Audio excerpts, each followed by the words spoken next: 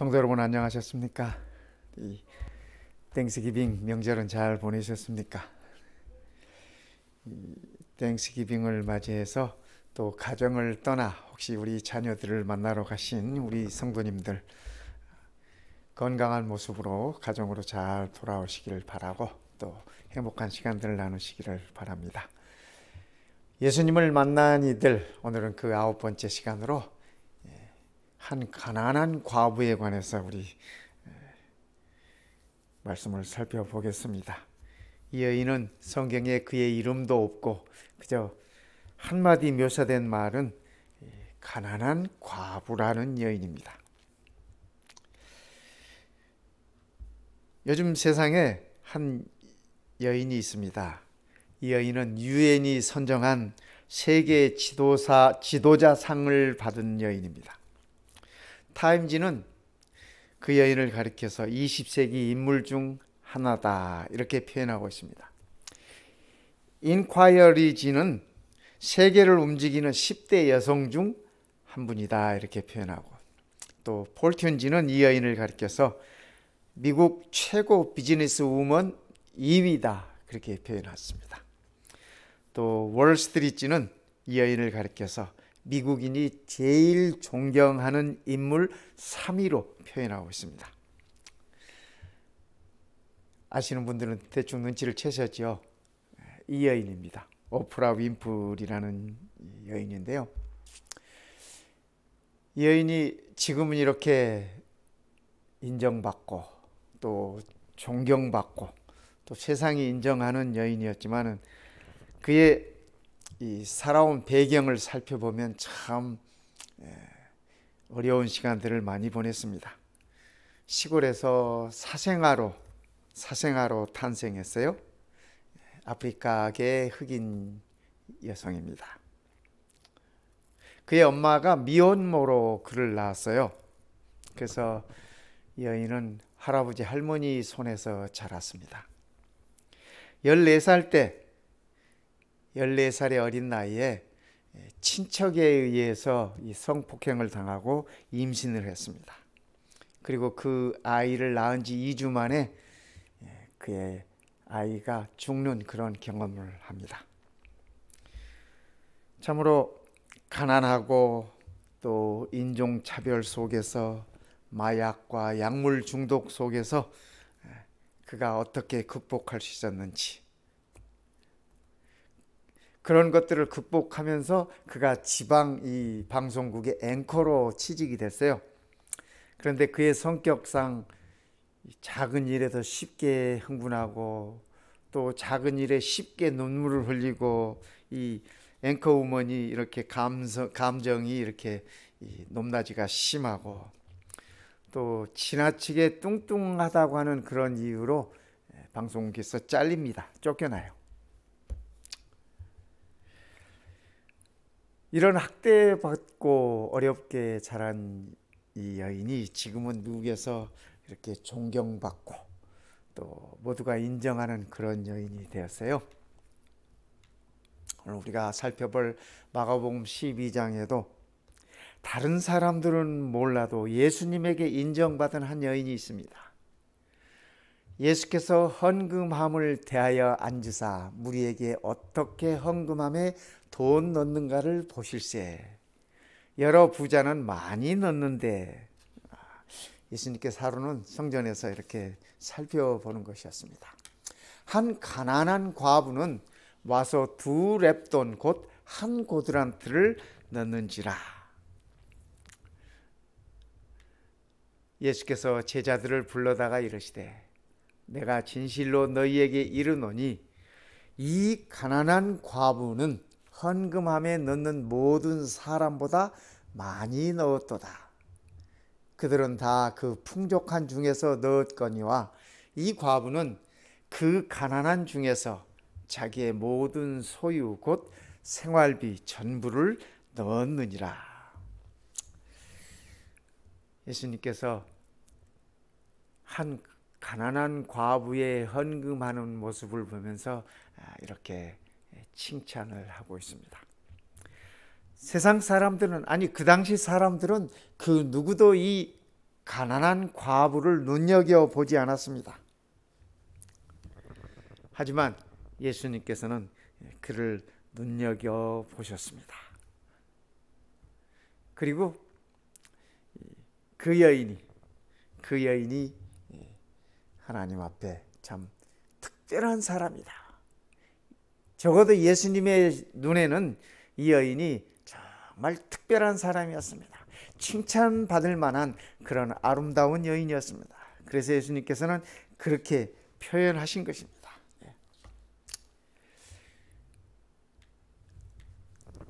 여인을 통하여 예수님께서 보셨던 축복은 어떤 축복들이었나? 저는 세 가지로 살펴보았습니다. 우선 개인적인 고난도 특별함이 될 수 있다. 개인적인 고난도 특별함이 될 수 있다. 이 여인은 상처투성이 여인이었습니다. 상처가 많았어요. 그 당시에 과부라고 하는 것은 가난의 대명사였습니다. 요즘 현대 여성처럼 이 혼자 살아도 잡이 있고 수입이 있고 경제적인 능력이 있어서 살아가는 사람들이 아니라 예수님 당시에 과부라고 하면은 생활 능력이 없고, 참 디모데전서에 보면은 그런 표현이 있습니다. 교회가 참 과부를 돌보라, 그런 표현이 있어요. 참 과부가 있는 거 보니까 안 참 과부도 있는 것 같아요. 어쨌든 이 과부는 가난의 대명사였습니다. 또 뿐만 아니라 착취의 대상이 되기도 했습니다. 의지할 사람도 없고 누가 지켜줄 사람도 없고, 그러니까 이 착취의 대상이었어요. 이 마가복음 12장 우리가 이 41절부터 보았는데 바로 그 앞에 40절에 보면 이런 말씀이 있어요. 그들은, 여기 그들이라고 하는 것은 서기관들을 가리키는 말씀입니다. 그들은 과부의 가산을 삼키며 외식으로 길게 기도하는 자니 그 받는 판결이 더욱 중하리라 하시니라. 그러니까 우리는 지금 41절부터 살펴보았는데 바로 그 40절에 보면은 이 서기관들이, 그 당시 서기관들이라고 하는 것은 이 지도자급 인사들입니다. 그들이 이 의지할 곳 없는 가난한 과부의 가산들을 다 삼켰어요. 참 벼룩이 간을 빼먹죠. 그죠? 예수님께서 그런 사실을 아셨습니다. 그래서 그들은 과부의 가산을 삼키며 외식으로 길게 기도하는 자는 그 받는 판결이 더욱 중하리라 하시니라. 하나님께서 이런 자들을 그냥 넘어가지 않으리라는 말씀을 예수님께서 하신 것입니다. 근데 이 말씀에서 우리가 살펴볼 수 있듯이 과부라고 하는 것은 그 당시에 과부는 힘 있는 자들에게 있어서 그 착취를 당하는 그러한 대상이었음을 우리는 알 수 있습니다. 그런데 이 상처라고 하는 말이요, 영어로 스카라고 하지 않습니까? 근데 그 중에 한 문자만 바꾸면 이 상처가 스타가 돼요. 스타가. C를 T로 바꾸면 스타가 되는데, 이 가난한 이 과부 여인은 우리 예수님이 보시기에는, 예수님의 눈에는 그가 스타였습니다. 그가 가장 귀한 존재였습니다. 훌륭한 사람이었습니다. 이 오프라 윈프리가 어느 날 스타가 될 수 있었던 것은 그가 학대받았던 어린 시절을 자신의 상처들을 떳떳하게 대중 앞에 이렇게 드러냄으로 인해서, 천하의 공개함으로 인해서 그가 받았던 성폭행이나 마약 중독이나 또 과체중을 줄이기 위해서 그가 얼마만큼 노력을 했는지, 이러한 것들을 그가 이 세상에 다 이렇게 드러냈습니다. 그래서 그의 상처가 지금은 그를 스타로 만들어 두었습니다. 그런데 저는 이 마가복음 12장에서 한 가난한 과부의 그 상처들이, 고난들이 우리 예수님의 눈에는 가장 귀한 존재로 보였다고 하는 사실입니다. 오늘 우리의 상처들이 어쩌면 예수님께서 우리를 가장 귀하게 볼 수 있는 그러한 대상이 될 수 있음을 인해서 감사하셨으면 좋겠습니다. 두 번째, 평범한 일상도 특별한 기회가 될 수 있구나 하는 생각을 갖습니다.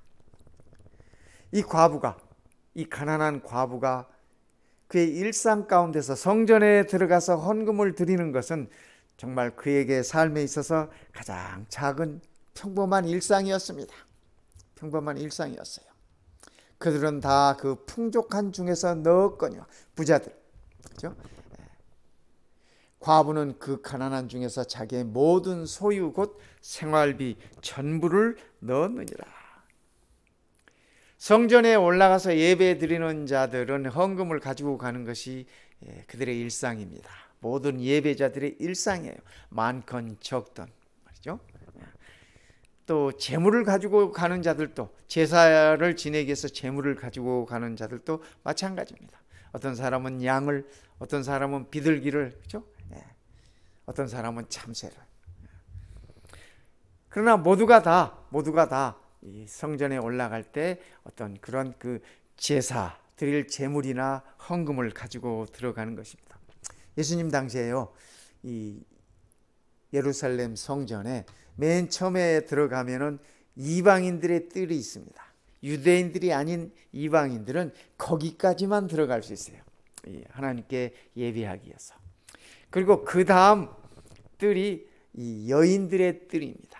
그래서 여인들은 뭐 요즘이야 이 남녀 평등이라고 하지만 성소에서도 이 여인들의 뜰은 따로 구분되어 있었습니다. 그래서 여인들은 거기서 예배드리셨어요. 헌금도 거기서 하는 것입니다. 그 다음에 이제 그 유대인들이 들어갈 수 있는 성전의 뜰이 있었습니다. 유대인 남자들이 들어가는 뜰이요. 이 가난한 과부는 이 여인의 뜰에 들어와서 거기에 놓여진, 그 당시에 13개 헌금함이 놓여졌다고 합니다. 예수님 당시에 그 성전의 미문 옆에, 아름다운 문이라고 하는 미문 옆에 이 13개 헌금함들이 이렇게 놓여졌다고 해요. 근데 이 헌금함은 노수로 만들어져요. 노수로, 구리로 말입니다. 그래서 그 당시에 화폐라고 하는 것이 우리가 지금 사용하는 것처럼 종이 화폐가 없을 때입니다. 그 당시에는 다 이렇게 구리로 만든, 그죠? 동전들, 그리고 좋은 거는, 비싼 거는 은화, 은전들, 그 다음에 금전, 그런 것들이 쓰여질 때입니다. 그래서 이 헌금함이 나팔처럼 이렇게 생겼다고 해서 나팔괴라고도 부르기도 했습니다. 그 헌금괴를 말이에요. 근데 헌금을 드리면 이 동전들이기 때문에, 그죠? 소리가 요란해요. 더군다나 이 헌금함을 뭐 나무로 만들어 둔 것이 아니라 이 구리로 만들어 놨기 때문에, 여러분, 구리와 구리가 부딪히면 얼마나 소리가 크겠습니까? 그래서 풍족한 자들, 부자들이 와서 헌금을 하면은 이렇게 소리가 요란합니다. 동전 쏟아지는 소리가 요란해요. 그래서 듣는 사람들도, 와, 저분은 부자구나, 이런 생각들을 하고 하나님의 축복을 많이 받았구나, 이런 생각들을 합니다. 그것에 예수님께서 이렇게 앉아서 보셨어요. 앉아서 보셨어요. 그죠? 이 성경 그렇게 적고 있어요. 예수께서 헌금함에 대하여 앉으사 무리가 어떻게 헌금함에 돈 넣는가를 보실세. 여러 부자는 많이 넣는데 한 가난한 과부는 2렙돈을 넣었다고. 그렇게 성경이 적고 있어요. 하루는 예수님께서 제자들에게 어떤 가르침을 주기 위해서 작정하고 성전에 앉으셔서 보셨던 것 같아요. 그래서 제자들에게 가르침을 주시고 또 그러셨어요? 그러셨어요. 네. 예수님께서 앉으셔서 이렇게 보시면서 이 여인이 드린 이 헌금이 2렙돈. 이 렙돈이라고 하는 것은 그 로마 화폐 가운데서 가장 적은 화폐입니다. 가장 적은 화폐. 그런데 그 2렙돈을 가리켜서 예수님께서 뭐라고 말씀하셨냐면 그의 생활비 전부를 넣었다, 그렇게 말씀하셨어요. 그러니까 어쩌면은 이 여인은, 이 가난한 과부는 그날 그가 벌어서 하루 생활할 수 있는 그 돈을 헌금함에 넣은 것입니다. 2렙돈을 넣었을 때 그 소리조차 제대로 들리지 않아요. 그런데 예수님은 그 여인의 그 헌금을 놓치지 않으셨어요. 그러면서 하시는 말씀이 제자들에게, 그죠? 부자들은 다 그들이 넉넉한 가운데 풍족한 가운데 넣었지만 헌금을 하였지만 이 가난한 과부는 그 가난한 중에서 자기의 모든 소유 곧 생활비 전부를 넣느니라. 그래서 그가 하루 벌었던 그 생활비를 하나님께 헌금으로 드렸다고 하는 얘기를 이렇게 해주고 있습니다.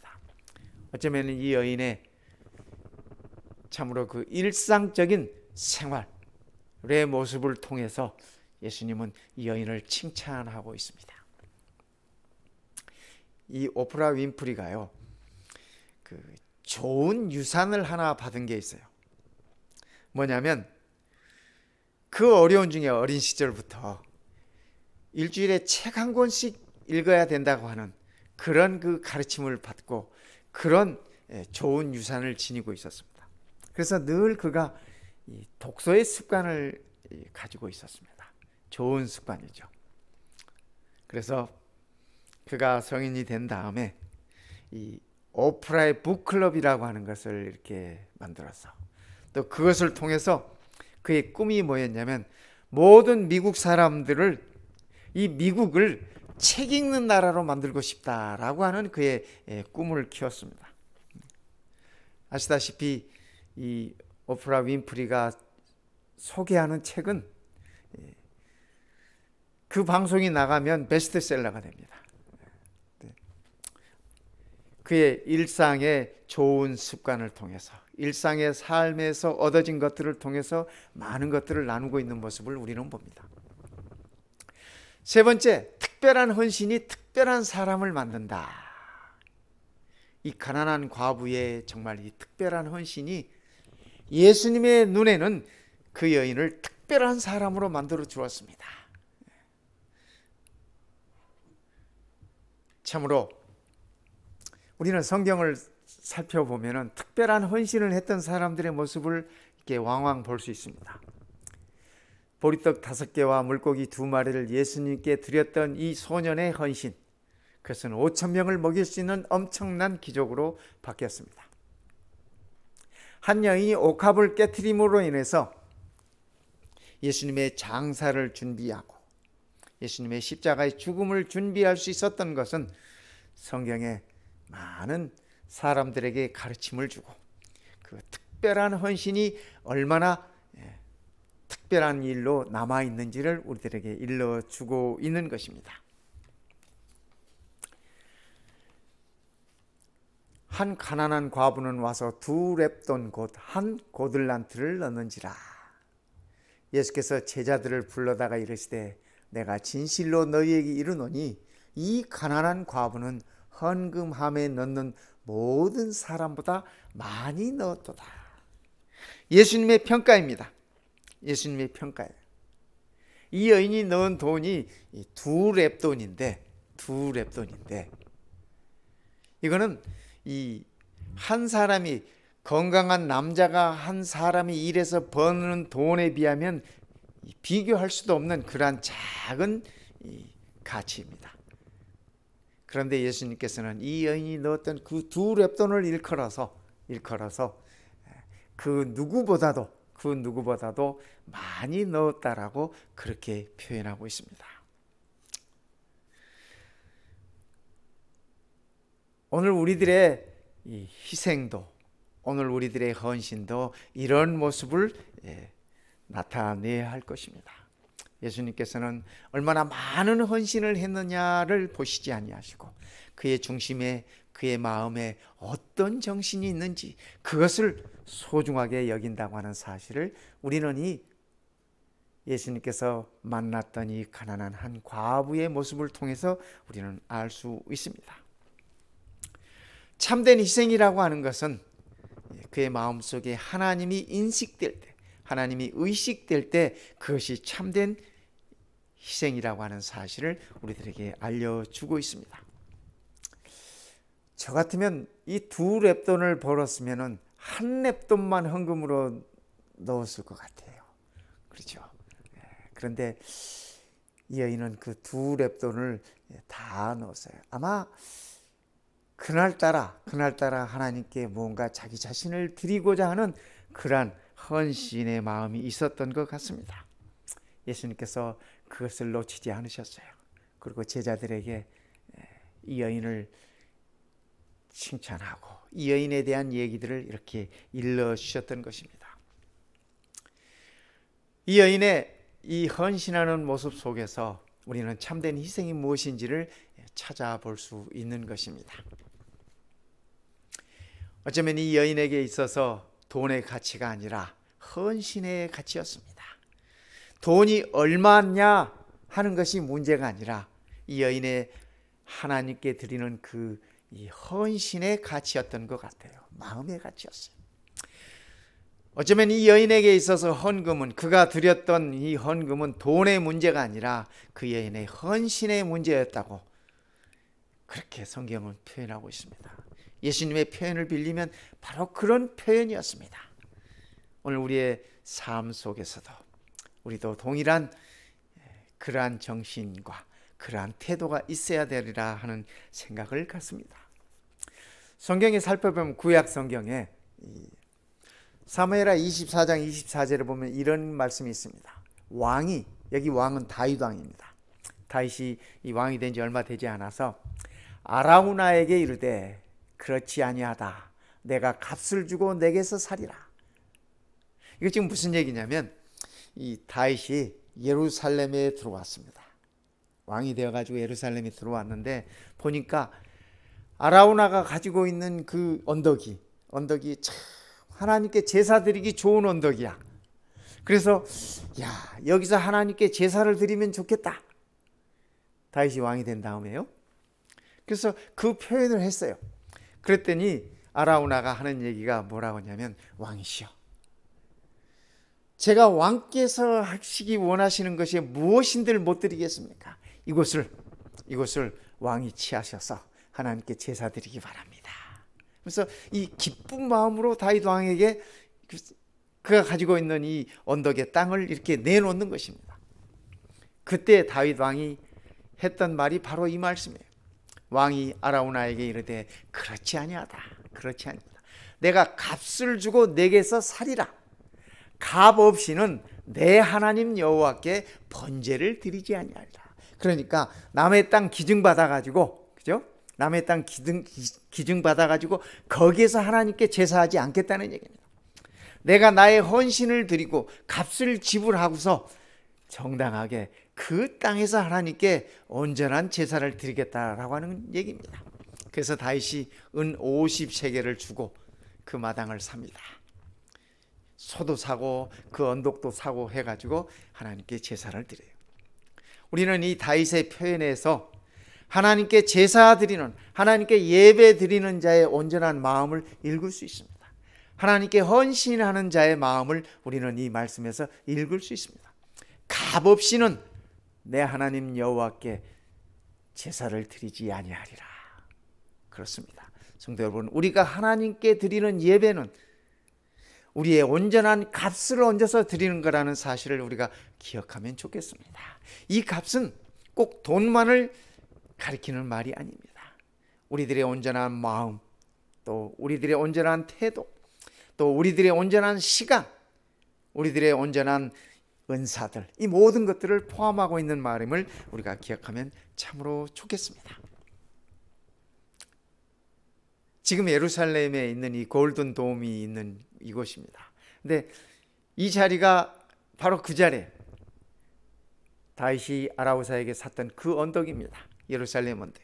나중에 그 언덕에 이 성전이 들어섰어요.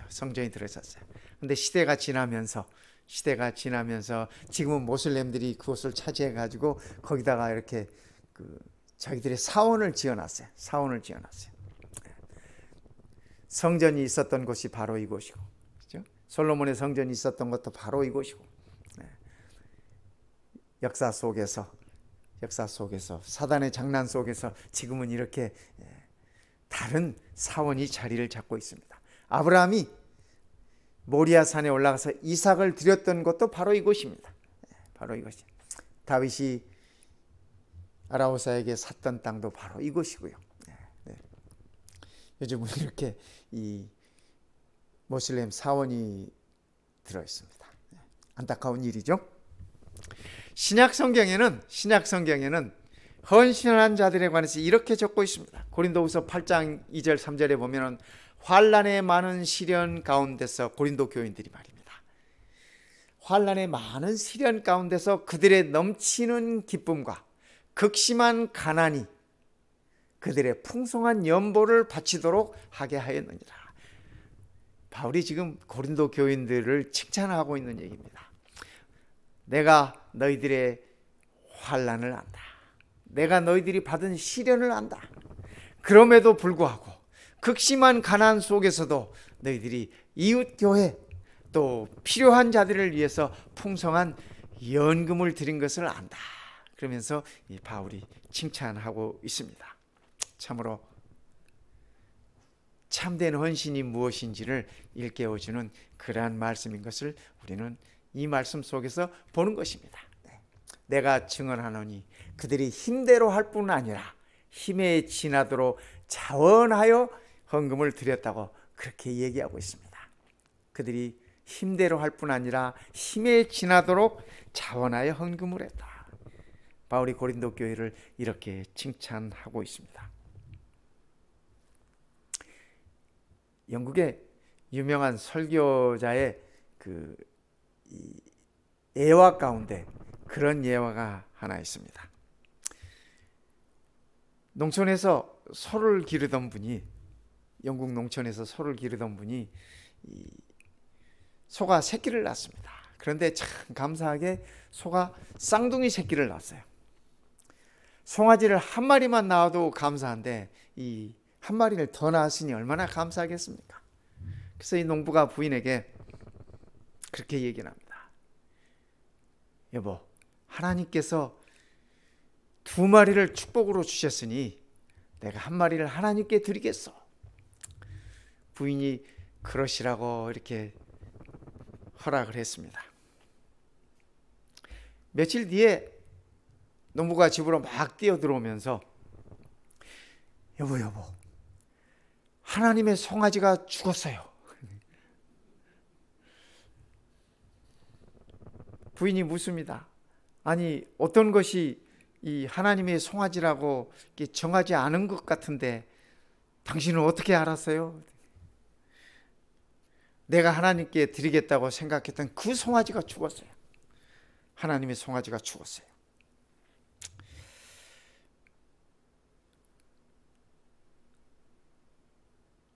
우리는 웃을 수 있습니다. 이 이야기 속에서. 그렇죠? 그러나 하나님께 참되게 드리는 것은 그것이 아니라고 하는 사실을 우리는 알 수 있습니다. 어떤 부부가 이렇게 함께 살고 있는데 남편이 아내에게 그렇게 얘기합니다. 여보, 내가 당신에게 100% 이렇게 성실할 수는 없지만 내가 85%쯤은 이렇게 성실하게 살겠어. 여러분, 부부간에 85%가 있습니까? 그죠? 그 말은 15%는 땡땡이 치겠다는 얘기잖아요. 그죠?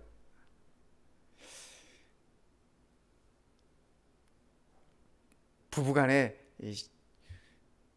100% 성실해야 되리라고 그렇게 생각합니다. 그렇게 생각해요.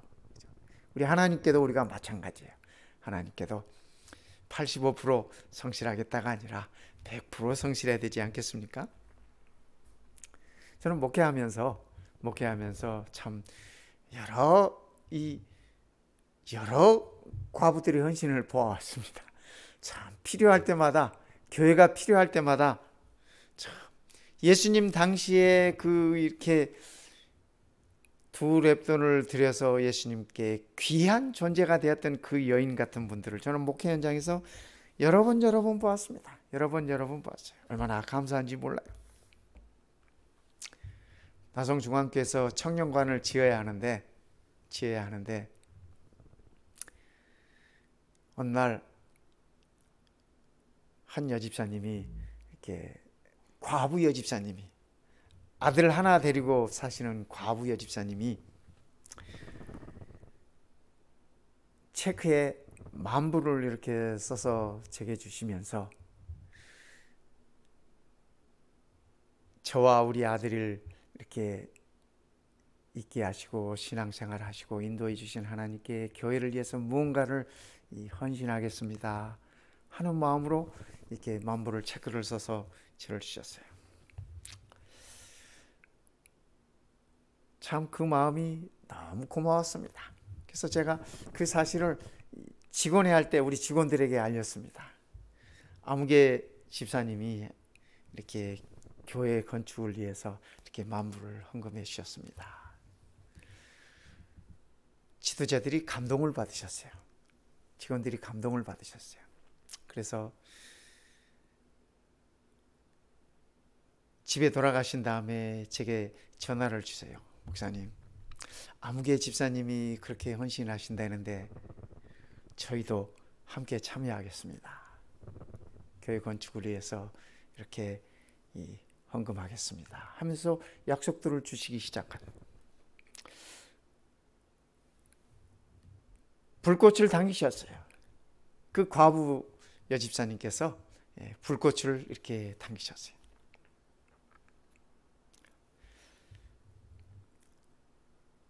그 주중에 주말이 가까운 시간에 그 과부 여집사님의 아들에게서 전화가 왔어요. 목사님, 저희 어머님이 교회에 헌금을 하시기로 하셨다면서요. 저는 순간 가슴이 덜컹했습니다. 왜냐하면 그 여집사님이 아들하고 상의도 않고 또 그 헌금을 이렇게 주셔가지고 이 가정에 참 엄마와 아들 이 가정에 문제가 생기는 것이 아닌가 가슴이 덜컹했어요. 그래서 조심스럽게 그렇다고 대답을 하고, 그런데 무슨 일이냐고 제가 여쭤봤어요. 그랬더니 그 아들이 제게 하는 얘기가, 생각해 보니까 제가 어려서 교회 이 미국에 이민 와가지고 엄마하고 아빠 따라서 교회에 이민 왔는데 아버지 돌아가시고 엄마하고 살면서 어려서부터 지금껏 대학을 졸업하고 직장을 갖고 생활하게 된 지금까지 교회에서 교육받고 신앙을 배우고 이렇게 했던 것이 너무 감사합니다. 그래서 제가 어머니만큼이라도 교회에 헌신해야 되겠다고 하는 생각을 했습니다. 목사님, 어머님이 헌신하신 만큼 저도 하겠습니다. 그때 제가 얼마나 그 과부 여집사님과 그 아들의 모습이 아름답게 느껴졌는지 몰라요. 그래서 그것이 불꽃이 돼서 나성교회 교육관이 세워지고 나성교회가 예쁘게 이렇게 다시 레노베이션 할 수 있는 그런 계기들이 되었습니다. 하나님 보시기에 그 모습이 얼마나 아름다울까 하는 생각을 해보는 것입니다. 예수님께서 이 가난한 과부를 가장 귀중한 사람으로, 소중한 사람으로, 특별한 사람으로 이렇게 보셨듯이 어쩌면 그 여집사님과 그 아들의 아름다운 헌신도 하나님께서 그렇게 보시리라고 저는 그렇게 생각하는 것입니다. 제가 오렌지 중앙교회에 있을 때 이 교회를 새로 이렇게 사게 됐습니다. 그런데 돈이 많이 부족했어요. 교인들이 헌금을 약속을 하고 이렇게 이제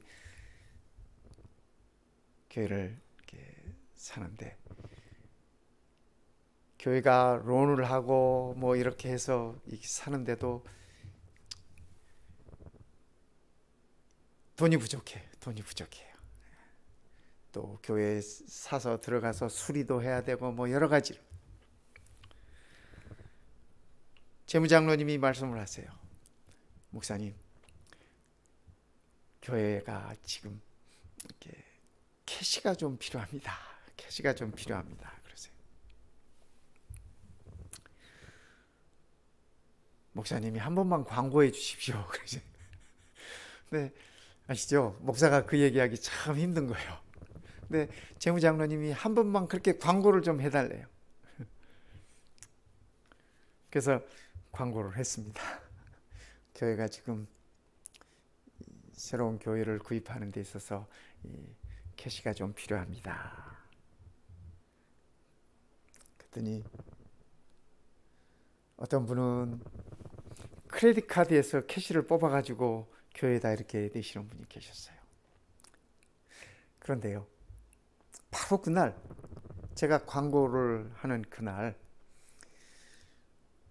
교회 처음 오셔가지고 그 광고를 들은 분이 계셨어요.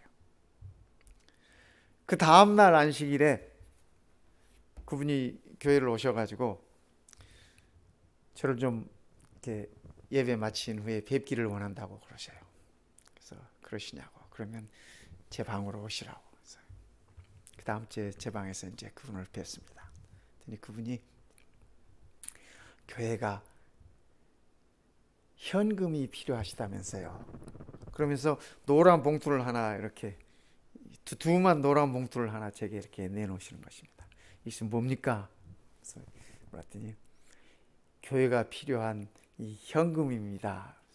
그래서 제가 이렇게 열어봤더니 20불짜리로 2만 불을 이렇게 현금으로 가져오셨어요.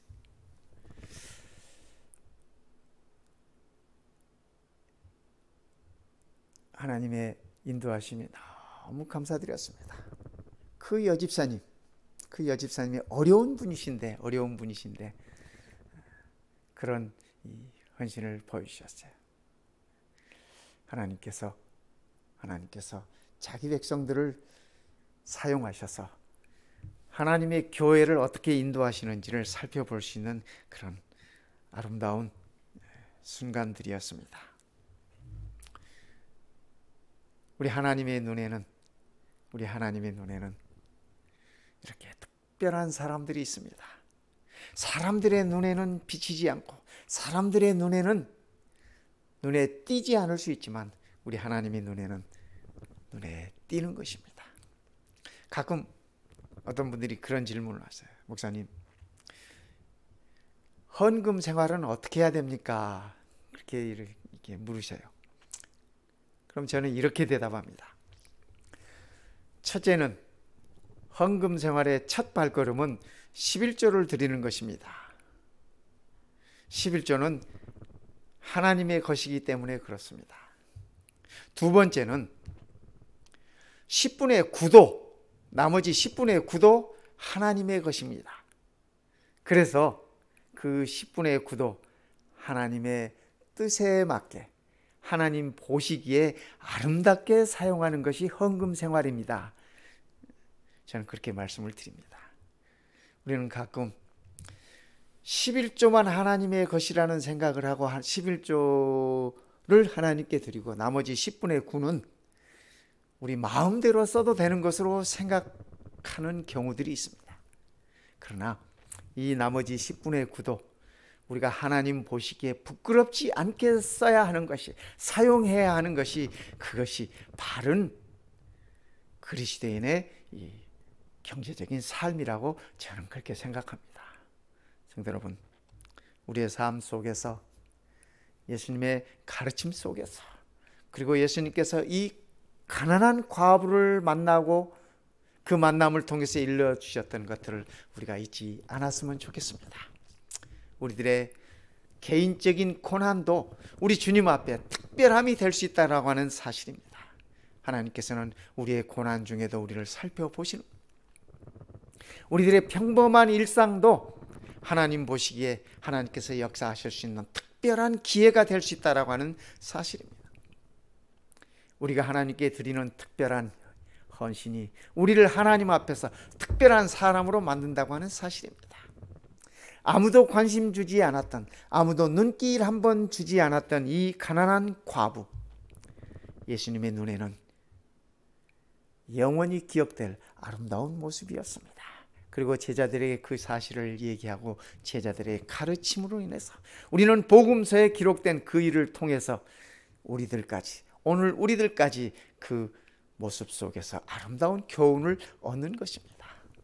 성도 여러분, 오늘 우리가 이 한 가난한 과부가 예수님을 만남으로 인하여 특별한 사람이 되었듯이, 그죠? 특별한 사람이 되었듯이 얼마나 이 여인에게 용기 되는 말이었겠습니까? 아무도 알아주지 않는데 예수님은 그를 인정하고 그를 칭찬하고 그가 하나님께 모든 것을 드렸느니라. 아마 그 여인이 그날 성전에서 나와서 그의 집으로 돌아가면서 그의 가슴속이 얼마나 기쁨으로 넘쳐 흘렀겠습니까? 얼마나 오랜만에 그가 세상 사는 맛을 보았겠습니까? 예수님의 말씀을 통해서 말입니다. 오늘 우리도 예수님의 말씀 속에서 하나님의 자녀로 사는 기쁨을 맛볼 수 있으면 참으로 좋겠습니다. 그래서 우리가 하나님께 드리는 10분의 1뿐 아니라 우리에게 허락된 10분의 9까지도 하나님 앞에 부끄러움 없이 사용하는 그런 아름다운 가난한 과부처럼 그런 삶이 되었으면 좋겠습니다. 오늘의 안식일 우리 모든 성도님들의 마음속에 하나님께 감사 예배를 드릴 수 있는 그런 마음이 되시고 앞으로의 삶 또한 우리가 하나님의 자녀로서의 정말 당당한 모습으로 살아갈 수 있는 그러한 모습이 되었으면 좋겠습니다. 우리 예수님께서 말씀하십니다. 저가 특별한 사람이다. 그렇죠? 오늘 우리 모든 성도님들 우리 주님 앞에 특별한 사람인 것을 기억하시기를 바라겠습니다. 참으로 감사합니다. 기도드리겠습니다. 우리 아버지 하나님, 세상이 우리를 눈길을 주지 않는다 할지라도 주님의 시선은 우리를 향하여 있음을 인하여 감사합니다. 우리의 작은 몸짓 하나, 우리의 작은 움직임 하나 주님께서는 놓치지 아니하시고 주의 아름다운 시선으로 우리를 살펴주시니 그 은혜를 참으로 감사드립니다. 이름 없는 이 한 여인이 주님의 눈에 소중한 사람으로 보였듯이 우리도 그의 삶의 모습 속에서 그의 희생의 모습 속에서 우리도 삶에 실천하면서 살아가는 아름다운 모습이 되도록 우리를 인도하여 주시옵소서. 주님, 여인에게 주셨던 그 사랑의 눈길이 오늘 우리를 향하고 있음을 인하여 감사드립니다. 우리도 주의 사랑받은 자들로서 이 땅에 따뜻함과 아름다움을 나누는 주의 자녀 되도록 축복하여 주시옵소서. 오늘 이 안식일이 온 성도들이 온전히 주님께 감사하는 마음으로 예배와 찬양을 드릴 수 있는 아름다운 안식일 되기를 주님의 이름으로 간절히 바라면서 우리 주님 예수님의 이름으로 기도드리옵나이다. 아멘.